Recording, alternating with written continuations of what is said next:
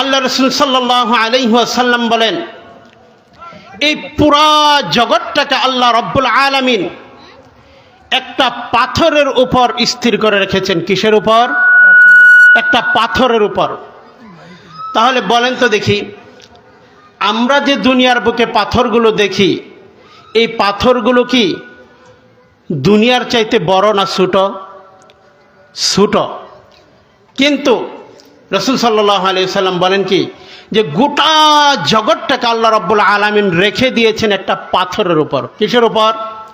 পাথরের উপর।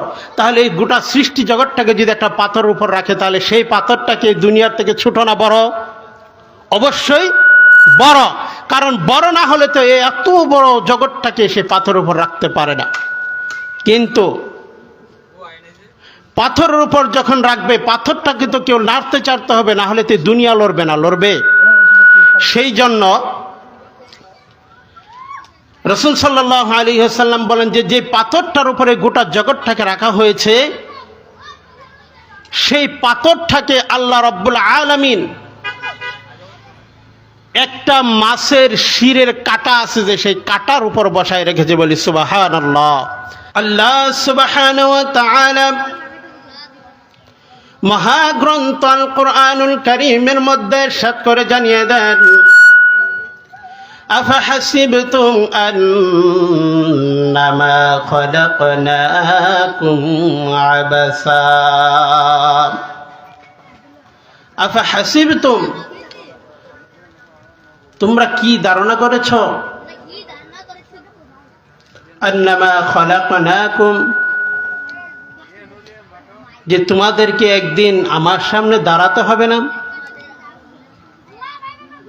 অবশ্যই আমি আল্লাহ রাব্বুল আলামিন তোমাদেরকে সৃষ্টি করেছি আমার ইবাদতের জন্য, তোমাদেরকে অনর্থক আমি সৃষ্টি করি নাই। অন্যত্র এক আয়াতের মধ্যে আল্লাহ সুবহানাহু ওয়া তাআলা বলেন, ওমা খালাকতুল জিন্না ওয়াল ইনসা ইল্লা লিয়াবুদুন।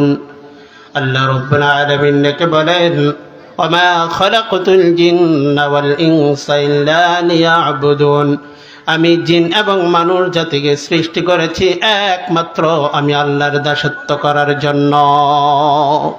কার ইবাদতের জন্য? আল্লাহ রাব্বুল আলামিনের ইবাদতের জন্য। সেই জন্য আল্লাহ রাব্বুল আলামিন বলেন, ও বান্দা বান্দি, আমি তোমাদেরকে সৃষ্টি করেছি আমার ইবাদতের জন্য।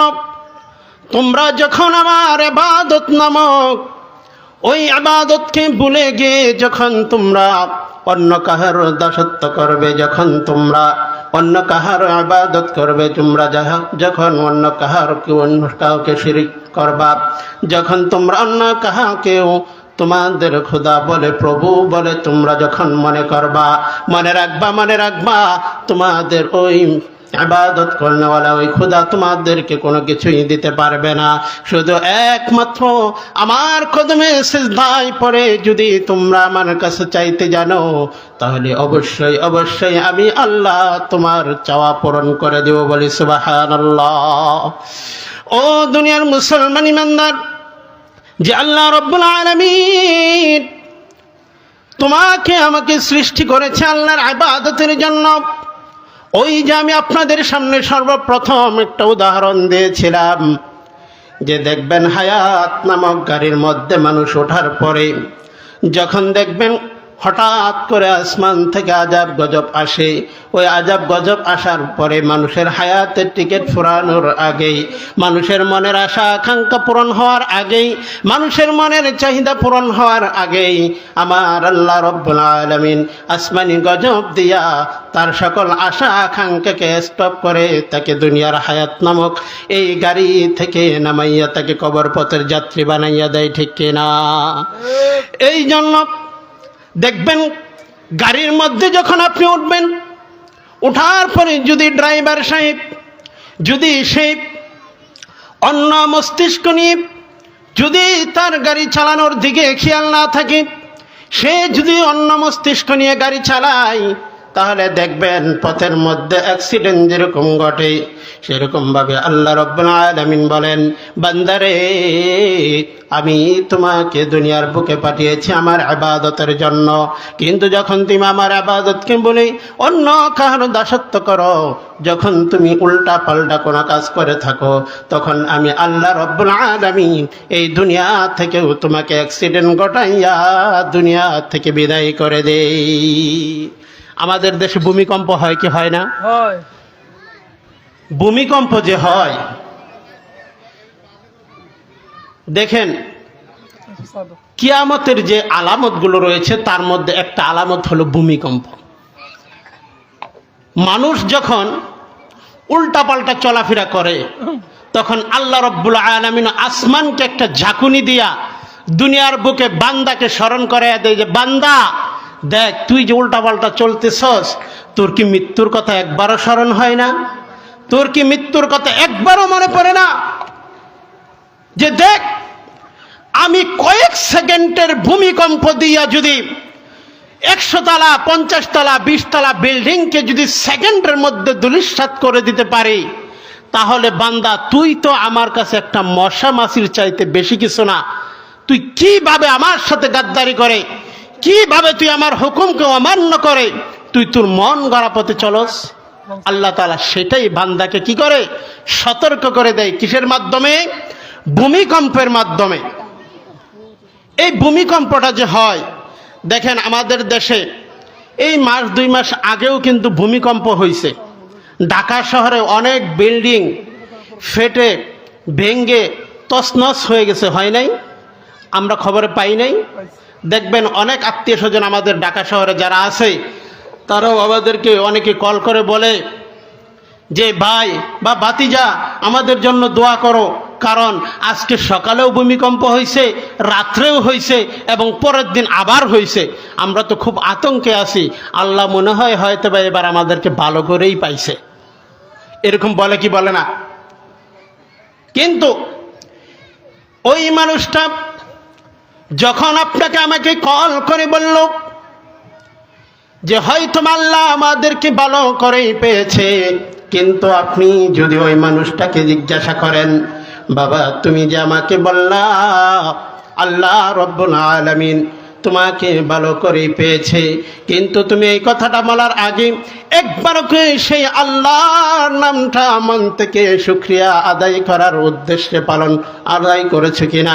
তুমি একবারও বলেছো কিনা যে আমার আল্লাহ আজকে এই মহা বিপদ থেকে আমাকে রক্ষা করেছে, আলহামদুলিল্লাহ? তুমি তো এই কথাটা বলো নাই। আল্লাহ রাব্বুল আলামিন দেখেন আপনাকে আমাকে এই যে হায়াত নামক একটা নিয়ামত দান করেছে, এই হায়াতের চাবিকাঠি কিন্তু একমাত্র আল্লাহর হাতে। আল্লাহ তাআলা যদি ইচ্ছা করেন তাহলে আপনাকে আমাকে সেকেন্ডের মধ্যেই ধূলিসাৎ করে দুনিয়া থেকে বিদায় করে দিতে পারেন, কিন্তু সে আল্লাহ রাব্বুল আলামিন আপনার আমার উপর যে এত বড় ইহসান করেছেন, অনুগ্রহ করেছেন, মহাব্বত করেছেন, ভালোবেসেছেন, সে আল্লাহ রাব্বুল আলামিনের মহাব্বত পাওয়ার পরেও তো একবারও আমরা শুকরিয়া আদায় করলাম না। আমরা কত বড় নাফরমান! এই যে ভূমিকম্প হয় কিভাবে হয়, এইখানে এই আলোচনাটার মধ্যে আমি এখানে আপনাদেরকে একটা কথা বলবো, হয়তো বা আপনারা এই কথা আগে শুনেছেন কিনা জানি না। বৈজ্ঞানিকদের মতে এই পৃথিবীটা টিকে আছে 2টা প্লেটের উপরে, একটা উপরে আর একটা নিচে। ওই 2টা প্লেট যখন একটু নাড়াচাড়া করে ঘষা দেয় তখন দুনিয়াতে নাকি ভূমিকম্প হয়। সেটা হলো বৈজ্ঞানিকদের কথা। এটা সত্য হোক মিথ্যা হোক সেটা আমার বিষয় না। তবে আপনার আমার প্যারা হাবিব নবী মুহাম্মদুর রাসূলুল্লাহ সাল্লাল্লাহু আলাইহি ওয়াসাল্লাম কি বলেছেন সেইটা আপনার আমার জানার বিষয়, ঠিক কিনা? আল্লাহ রাসূল সাল্লাল্লাহু আলাইহি ওয়াসাল্লাম বলেন, এই পুরা জগৎটাকে আল্লাহ রাব্বুল আলামিন একটা পাথরের উপর স্থির করে রেখেছেন। কিসের উপর? একটা পাথরের উপর। তাহলে বলেন তো দেখি, আমরা যে দুনিয়ার বুকে পাথরগুলো দেখি, এই পাথরগুলো কি দুনিয়ার চাইতে বড় না ছোট? ছোট। কিন্তু রাসূল সাল্লাল্লাহু আলাইহি সাল্লাম বলেন কি, যে গোটা জগৎটাকে আল্লাহ রাব্বুল আলামিন রেখে দিয়েছেন একটা পাথরের উপর। কিসের উপর? পাথরের উপর। তাহলে এই গোটা সৃষ্টি জগৎটাকে যদি একটা পাথরের উপর রাখে, তাহলে সেই পাথরটাকে দুনিয়ার থেকে ছোট না বড়? অবশ্যই বড়। কারণ বড় না হলে তো এই এত বড় জগৎটাকে সে পাথরের উপর রাখতে পারে না। কিন্তু পাথরের উপর যখন রাখবে, পাথরটাকে তো কেউ নাড়তে চাড়তে হবে, না হলে তো দুনিয়া লড়বে না, লড়বে? সেই জন্য রাসূল সাল্লাল্লাহু আলাইহি ওয়াসাল্লাম বলেন যে যে পাথরটার উপরে গোটা জগৎটাকে রাখা হয়েছে, সেই পাথরটাকে আল্লাহ রাব্বুল আলামিন একটা মাছের শিরের কাঁটা আছে, যে সেই কাঁটার উপর বসায় রেখেছে। বলি সুবহানাল্লাহ। এই কুদরত আল্লাহর আছে না নাই? এখন আপনাদের অনেকের মনে প্রশ্ন জাগছে যে হুজুর, এই গোটা জগৎটাকে রাখা হইলো একটা পাথরের উপর, আবার সেই পাথরটাকে রাখা হয়েছে একটা মাছের শিরের কাঁটার উপর। শিরের কাঁটা চিনেন? মাছ যখন চলে, মাছের উপরে একটা লম্বা কাঁটা আছে না? দেখবেন মা বোনেরা মাছ কাটার সময় সর্বপ্রথম কিন্তু আগে ওই কাঁটাটাই কাটে, কারণ মাছ না হলে ভালোভাবে ধরাও যায় না, কাটাও যায় না। সেই কাঁটা, ওই কাঁটার উপরে ওই যে আসমান জমিনকে যে পাথরটা বহন করতেছে, সেই পাথরটাকে আল্লাহ রাব্বুল আলামিন বসায় রাখছে। ওই মাছ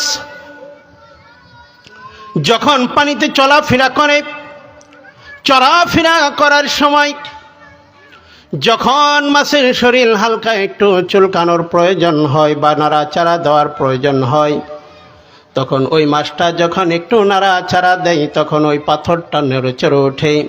আর ওই পাথরটা নড়ে চড়ে ওঠার কারণে গোটা দুনিয়ার মধ্যে ভূমিকম্প শুরু হয়ে যায়। কাদের কুদরত দারি বরকামাল, কাদের কুদরত দারি বরকামাল, আনতা রব্বি আনতা হাসবি সুল জালাল। আল্লাহ রব্বুল আলামিনের এই কুদরত আছে না নাই? আল্লাহ তাআলা পারেন কি পারেন না? এখন অনেকের মনে প্রশ্ন আসতে পারে, হুজুর, গোটা জগতের চাইতে যদি পাথরটা বড় হয়, তাহলে সেই পাথরটার চাইতে মাছটা না জানি কত বড়। যদি সেই মাছের উদাহরণ দিতে যাই, তাহলে আপনাদেরকে একটা ঘটনার দিকে নিয়ে যেতে হবে। আল্লাহর নবী, বিশ্ব নবী, নবী মুহাম্মদুর রাসূলুল্লাহ সাল্লাল্লাহু আলাইহি ওয়াসাল্লাম মক্কা থেকে হিজরত করে যখন মদিনায় আগমন করলেন, মদিনায় আগমন করার পরে যখন আবু আইয়ুব আনসারী রাদিয়াল্লাহু তাআলা আনহুর বাড়িতে উঠলেন, ওঠার পরে আবু আইয়ুব আনসারী রাদিয়াল্লাহু তাআলা আনহু খুশি আত্মহারা হয়ে তিনি মনে মনে খুশি হয়ে এসে চিন্তা করলো যে রাসূল সাল্লাল্লাহু আলাইহি ওয়াসাল্লাম যেহেতু আমার বাড়িতে আগমন করেছে, আর রাসূল সাল্লাল্লাহু আলাইহি ওয়াসাল্লামকে রিসিপশন করার জন্য এই মদিনার এবং মক্কার অনেক সাহাবীরা জড়িত হয়েছে, অনেক মানুষ জড়িত হয়েছে, যার কারণে আল্লাহ রাসূল সাল্লাল্লাহু আলাইহি ওয়াসাল্লাম যেহেতু আমার বাড়িতে আগমন করেছে, সেই জন্য আমি খুশি হয়ে রাসূল সাল্লাল্লাহু আলাইহি ওয়াসাল্লাম এবং যত সাহাবায়ে কেরাম একত্রিত হয়েছে তাদেরকে আমি আজকে মেহমানদারি করব। মেহমানদারি করার জন্য যখন আবু আইয়ুব আনসারী রাদিয়াল্লাহু তাআলা আনহু প্রস্তুতি নিলেন, নেওয়ার পরে আমার বাবু রশিদেরকে হুকুম দিয়ে দেওয়া হলো, যাও তোমরা গিয়ে চুলার ব্যবস্থা করো, রান্না বান্নার ব্যবস্থা করো। আর কিছু মানুষদেরকে বলে দেওয়া হলো, যাও যাও তোমরা গিয়ে ওট জবাই করো, দুম্বা জবাই করো, গোস্তের ব্যবস্থা করো। আর কিছু মানুষকে বলে দেওয়া হলো, যাও যাও তোমরা রুটির ব্যবস্থা করো ইত্যাদি বলে যখন রাসূল সাল্লাল্লাহু আলাইহি ওয়াসাল্লাম এবং সাহাবায়ে কেরামদেরকে মেহমানদারি করানোর জন্য যখন খানা পিনার ব্যবস্থা করছে, করার পরে যখন চুলাগুলো জ্বালানো হলো, জ্বালানোর পরে সেই চুলা থেকে ধোঁয়া বাইর হইতেছিল।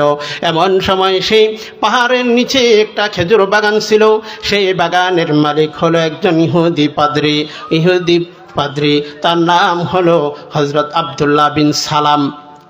তিনি এখনো ইসলাম ধর্ম গ্রহণ করেন নাই, তখনও কি ইসলাম ধর্ম গ্রহণ করেন নাই। আব্দুল্লাহ বিন সালাম তিনি খেজুর বাগান থেকে যখন উপরের দিকে তাকালো, তাকিয়ে দেখে আবু আইয়ুব আনসারী রাদিয়াল্লাহু তাআলা আনহুর বাড়িতে চুলা থেকে ধোঁয়া উঠতেছে। আব্দুল্লাহ বিন সালাম রাদিয়াল্লাহু তাআলা আনহু তিনি চিন্তা করলো, কিরে আবু আইয়ুব আনসারী আমার ছোটবেলার বন্ধু, খেলার সাথী, আমার বন্ধু, তার বাড়িতে যদি কোনো একটা অনুষ্ঠান হয় তাহলে সেইখানে আমাকে দাওয়াত দেওয়া হয়। আমার বাড়িতে যদি ছোটোখাটো কোনো একটা অনুষ্ঠান হয় সেখানে আমি তাকেও দাওয়াত দেই, কিন্তু তার বাড়িতে যেইভাবে দোয়া উঠতেছে, দোয়া ওরা দেখে আমার মনে হয় তার বাড়িতে বিশাল বড় কোনো আয়োজন হইতেছে, কিন্তু আমার বন্ধু আমাকে কেন দাওয়াত দিল না? যাই একটু গিয়ে দেখি।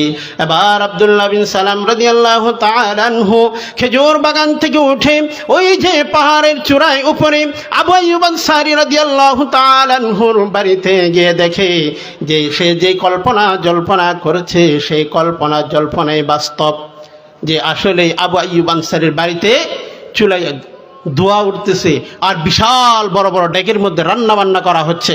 এখন আব্দুল্লাহ বিন সালাম ডেকে বলেন, আবু আইয়ুব, তুমি তো আমার ছোটবেলার বন্ধু, তোমার বাড়িতে এত বড় আয়োজন হচ্ছে অথবা আমি জানি না, তুমি আমাকে একটু বললেও না। আবু আইয়ুব আনসারী রাদিয়াল্লাহু তাআলা আনহু ডেকে বলেন, বন্ধু আব্দুল্লাহ, আমার বাড়িতে যে কোনো ধরনের অনুষ্ঠান হলে সেই অনুষ্ঠানের মধ্যে তোমাকে আমি মেহমানদারি করার জন্য দাওয়াত দেই, কিন্তু আজকে আমার বাড়িতে যে অনুষ্ঠান হচ্ছে এই অনুষ্ঠানের মধ্যে তুমি দাওয়াত পাওয়ার যোগ্য নয়, কারণ আজকে আমার বাড়িতে এমন একজন মেহমান এসেছে যিনি হলেন মুসলমানদের সর্দার, যিনি এই গোটা পৃথিবীর বাদশাহ, যিনি আল্লাহ রাব্বুল আলামিন যাকে সৃষ্টি না করলে আসমান জমিন কুল কায়নাত কোনো কিছুই সৃষ্টি করতেন না, তিনি সেই মহান আল্লাহ রাব্বুল আলামিনের বন্ধু প্যারা হাবিব নবী মুহাম্মদুর রাসূলুল্লাহ সাল্লাল্লাহু আলাইহি ওয়াসাল্লাম। যার কারণে আল্লাহর নবী আমার বাড়িতে আগমন উপলক্ষে আমি আজকে এই মেহমানদারির আয়োজন করেছি, কিন্তু এই মেহমানদারির মধ্যে শুধু যারা মুসলমান তারাই দাওয়াত পাবে, কিন্তু তুমি তো এখনো মুসলমান হও নাই, তুমি তো এখনো মুসলমান নয়, যার কারণে বন্ধু আমি তোমাকে দাওয়াত দিতে পারি নাই। এবার আব্দুল্লাহ বিন সালাম ডেকে বলেন, বন্ধু যাই হোক, তুমি আমাকে দাওয়াত দাও নাই, তারপরও কোনো আফসোস নাই, আমি তো এসেই গেছি, কিন্তু আমি তোমার বাড়িতে খাবার খেতে চাই না। বন্ধু তুমি তো জানো আমি তাওরাত জাবুর ইনজিল সব কিছুই পড়তে জানি, আমি তো শিক্ষিত মানুষ, তুমি তো জানো, কিন্তু আমি তাওরাত জাবুর ইনজিলের মধ্যে আমি শেষ নবীর বিষয়ে যা কিছু পড়েছি, শুনেছি, জেনেছি, আমি তা দিয়ে তিনি আসলে কি আখির জামানার পয়গম্বর কিনা আমি একটু জাস্টিফাই করতে চাই। আবু আইয়ুব আনসারী বলেন, বন্ধু ঠিক আছে, তুমি যদি এটা যাচাই বাছাই করতে চাও তাহলে তো অবশ্যই রাসূলের কাছ থেকে অনুমতি নেওয়া দরকার, তুমি একটু অপেক্ষা করো, আমি রাসূলের কাছ থেকে একটু অনুমতি নিয়ে আসি। আবু আইয়ুব আনসারী রাদিয়াল্লাহু তাআলা আনহু আল্লাহর নবীর কাছে চলে গেলেন। আসসালাতু ওয়াসসালামু আলাইকা ইয়া রাসূলুল্লাহ, আসসালাতু ওয়াসসালামু আলাইকা ইয়া হাবিবাল্লাহ। নবীজি মদিনার একজন শিক্ষিত ব্যক্তি, যিনি হলেন ইহুদিদের পাদ্রী, ইহুদিদের সর্দার, তিনি আপনার সাথে একটু দেখা করতে চাই নবী, আপনার কাছ থেকে কি অনুমতি দেওয়া হবে নি? আল্লাহ রাসূল সাল্লাল্লাহু আলাইহি ওয়াসাল্লাম জিজ্ঞাসা করলেন, আবু আইয়ুব সেই ব্যক্তিটার নাম কি? আল্লাহর রাসূলকে বলা হলো, ইয়া রাসূলুল্লাহ, ইয়া হাবিবাল্লাহ, সেই ব্যক্তির নাম হলো আব্দুল্লাহ বিন সালাম। আল্লাহর নবী বলেন, যাও তাকে আমার কাছে নিয়ে আসো, কারণ আমি তার ব্যাপারে অনেক শুনেছি এবং কি অল্প কিছুদিনের মধ্যেই তার নামে কোরআনের আয়াত নাজিল হবে, যাও গিয়ে তাকে আমার কাছে নিয়ে আসো। আল্লাহ রাসূল সাল্লাল্লাহু আলাইহি ওয়াসাল্লাম অনুমতি দিয়ে দিলেন। আবু আইয়ুব আনসারী রাদিয়াল্লাহু তাআলা আনহু আব্দুল্লাহ বিন সালামকে রাসূল সাল্লাল্লাহু আলাইহি ওয়াসাল্লামের কাছে নিয়ে আসলেন। আসার পরে আল্লাহর নবীকে যখন দেখলেন আবু আইয়ুব আনসারীর বাড়িতে বসা, তিনি এক নজরে আল্লাহ রাসূল সাল্লাল্লাহু আলাইহি ওয়াসাল্লামের দিকে তাকিয়ে রইলেন, চোখের পলক পর্যন্ত ফালায় না, এক নজরে তাকিয়ে আছে আল্লাহ রাব্বুল আলামিনের হাবিব ডেকে বলেন, আব্দুল্লাহ বিন সালাম, তুমি কি তাকিয়ে তাকিয়ে দেখো? আব্দুল্লাহ বিন সালাম ডেকে বলেন, ইয়া রাসূলুল্লাহ, ইয়া হাবিবাল্লাহ, আমি তাওরাত জাবর ইনজিলের মধ্যে আপনার বিষয়ে আমি যা যা শুনেছি, যা যা পড়েছি, আমি আপনার চেহারার দিকে তাকিয়ে দেখতেছি যে তার মধ্যে কোনো একটারও কমতি নাই। ইয়া রাসূলুল্লাহ, একটারও কোনো কমতি নাই, সব কিছু আমি আপনার কাছে অক্ষরে অক্ষরে পেয়েছি। আবার আব্দুল্লাহ বিন সালাম যখন আল্লাহর নবীর দিকে তাকিয়ে রয়েছেন, একদিনে আল্লাহ রাসূল সাল্লাল্লাহু আলাইহি ওয়াসাল্লাম ডেকে বলেন, আব্দুল্লাহ, তুমি যেহেতু আমার মধ্যে সব কিছু পেয়েছ, তাহলে তুমি এখন কি বলো যে তুমি আমার হাতে হাত থেকে কালিমা পড়ে মুসলমান হবে কিনা বলো। এবার আব্দুল্লাহ বিন সালাম ডেকে বলেন, ইয়া রাসূলুল্লাহ, ইয়া হাবিবাল্লাহ, নবীজি, আমি তো ইচ্ছা করলে এখনই 1 মিনিটের মধ্যে আপনার হাতে হাত থেকে কালিমা পড়ে মুসলমান হয়ে যেতে পারি, কিন্তু ইয়া রাসূলুল্লাহ, ইয়া হাবিবাল্লাহ, এইখানে শুধু আমি একাই কালিমা পড়ে যদি মুসলমান হই, এতে কি আপনি খুশি হবেন? নাকি আমার বাগানের মধ্যে হাজার হাজার কর্মচারী আছে, তাদেরকে নিয়ে আপনার কাছে এসে আমি হাতে হাত থেকে কালিমা পড়ে মুসলমান হই, সেইটাই খুশি হবেন? আল্লাহ রাসূল সাল্লাল্লাহু আলাইহি ওয়াসাল্লাম ডেকে বলেন, আব্দুল্লাহ বিন সালাম, তাহলে এটা তো ভালোই হয় যে তুমি এবং তোমার বাগানের সকল কর্মচারীদেরকে নিয়ে এসে আমার হাতে হাত থেকে কালিমা পড়ে মুসলমান হবে। তাহলে যাও যাও গে, তুমি তাদেরকে নিয়ে আসো। এবার আব্দুল্লাহ বিন সালাম রাদিয়াল্লাহু তাআলা আনহু তার খেজুর বাগানে চলে গেলেন।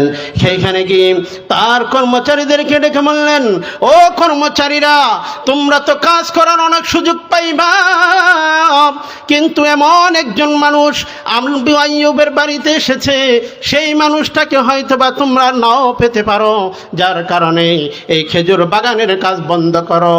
চলো সেই রাহমাতুল লিল আলামিনের দরবারে সকলে একত্রিত হয়ে চলো। আল্লাহ রাসূল সাল্লাল্লাহু আলাইহি ওয়াসাল্লামের দরবারে সকলে চলে গেলেন। গিয়ে বলতেছেন, ইয়া রাসূলুল্লাহ, ইয়া হাবিবাল্লাহ, আমি না শিক্ষিত মানুষ, কিন্তু আমার বাগানের মধ্যে যেগুলো কাজ কাম করে এগুলো তো শিক্ষিত না, সব মূর্খের দল। কি? সব মূর্খের দল। কিন্তু ইয়া রাসূলুল্লাহ, এখন আমি না তাওরাত জাবর ইনজিলের পরে পরে সব কিছু জানছি, কিন্তু এরা তো জানে না। তাহলে এদেরকে বিশ্বাস জমানোর জন্য আমি আপনাকে তাওরাত থেকে একটা, জাবর থেকে একটা, ইনজিল থেকে একটা, 3টা প্রশ্ন করতে চাই। যদি এই 3টা প্রশ্নের জবাব যদি আপনি দিতে পারেন, তাহলে আমাদের নিঃসন্দেহে আমরা মেনে নিব যে আপনি আখিরি জামানার পয়গম্বর মুহাম্মদুর রাসূলুল্লাহ সাল্লাল্লাহু আলাইহি ওয়াসাল্লাম।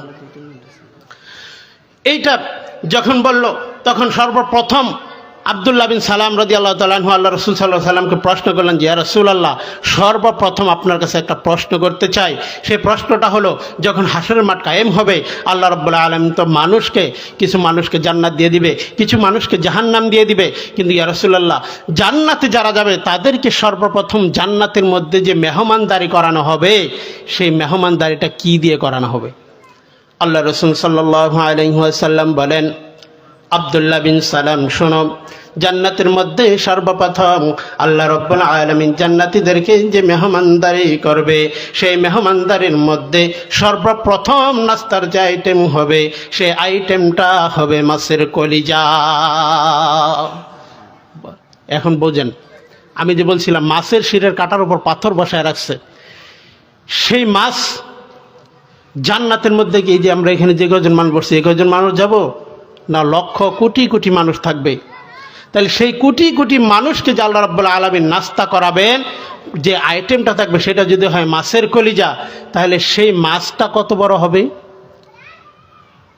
মুফাসসিরিন কেরাম বলেন যে সেই মাছটার পুরা কলিজাটাকে কেটে ভুনা করে কিন্তু জান্নাতীদেরকে খাওয়াবে না, অল্প কিছু কলিজা সেখান থেকে নিয়ে ভুনা করে জান্নাতীদেরকে খাওয়ানো হবে। বলি সুবহানাল্লাহ। তাহলে যদি আল্লাহ রাব্বুল আলামিন এই অল্প কলিজা দিয়ে যদি গোটা জান্নাতবাসীকে খাওয়াতে পারে, তাহলে সেই কলিজাওয়ালা মাছটা না হয় কত বড় হবে। আর সেই মাছটার উপর আল্লাহ রাব্বুল আলামিন একটা পাথরকে দাঁড় করে রেখেছে, সেই পাথরের উপর হচ্ছে গোটা দুনিয়াটা। এই মাছটা যখন নাড়া দেয়, পাথরটা লড়ে, আর পাথরটা লড়ার কারণে গোটা দুনিয়ার মধ্যে ভূমিকম্পন শুরু হয়ে যায়।